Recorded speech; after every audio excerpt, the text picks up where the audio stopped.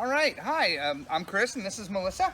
Hi. And we're the Hendrons and we live on Elm Avenue in Sanford, and we're very, very excited and proud to have gotten the Historic Preservation Award for our beautiful home here.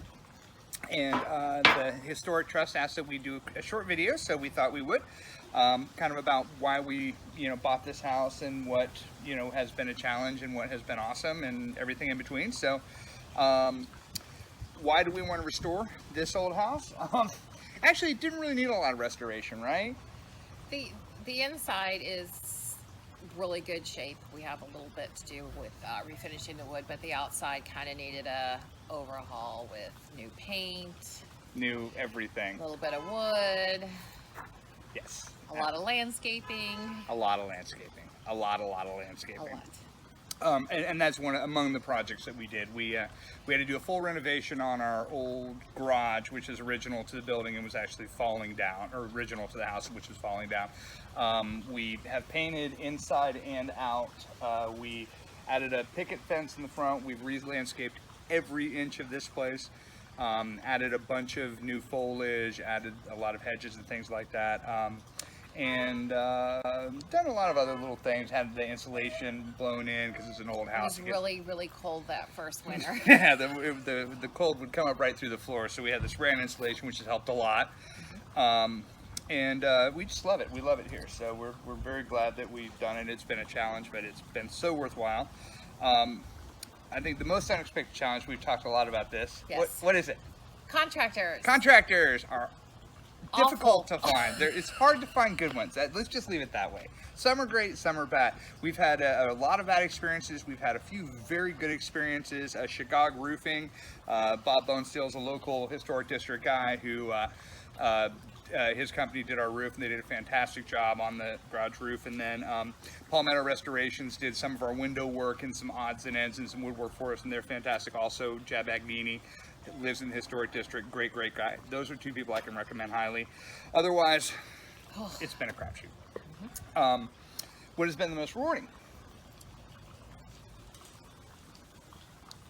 Just the overall effect, I think, when you go back and you look at the original photos and then you see what it looks like after a year and a half.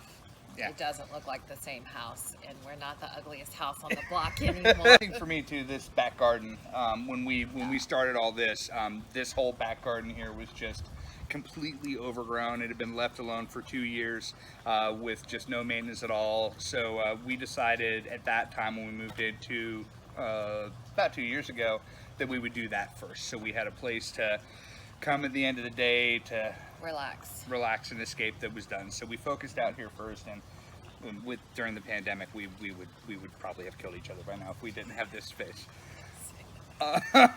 Any future prospects or plans or projects with the property other than refinishing a ton of wood, a ton of wood? We're going to start concentrating more on the inside and refinishing the wood. We have to do little repairs on the original pocket doors, so that's our next year project. Yeah, all of the wood inside the house is original. None of it's ever been painted, so all of the doors, all the trim, everything is all as it was in 1915 when the house was built, except for tons of termite damage and some bad varnish and some abuse over the years. So that's going to be the next big project for sure. But thanks so much, Sanford Historic thank you Trust. so much. We're so happy to be here. We love this community. We love Sanford. We love everything about it, and we plan to be here for a long time. So we're so proud to have won this award, and thank you so much.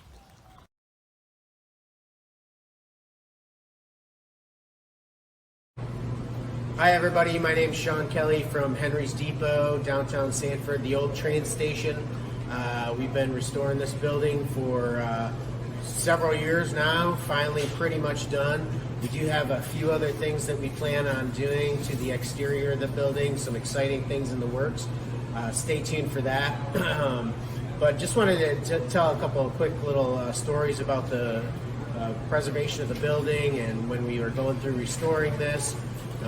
We've had a lot of people come through the building, give us some stories about the building when they were younger, what they used to come through and see the trains.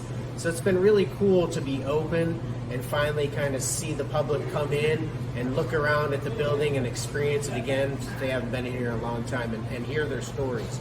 It's been really fun and exciting. During the build out, I thought I'd find a lot more things when we were digging up the ground. We did find the old railroad ties on the side of the building because some of you may know, we pushed the west wall out by 10 feet and we had to dig into the ground. They took the railroad track but left the railroad ties, so that was pretty neat. A lot of interesting history here. I've gone down the rabbit hole myself for many a late nights, been over to the museum, learned a lot of really cool things about not just this building in particular, but about Sanford.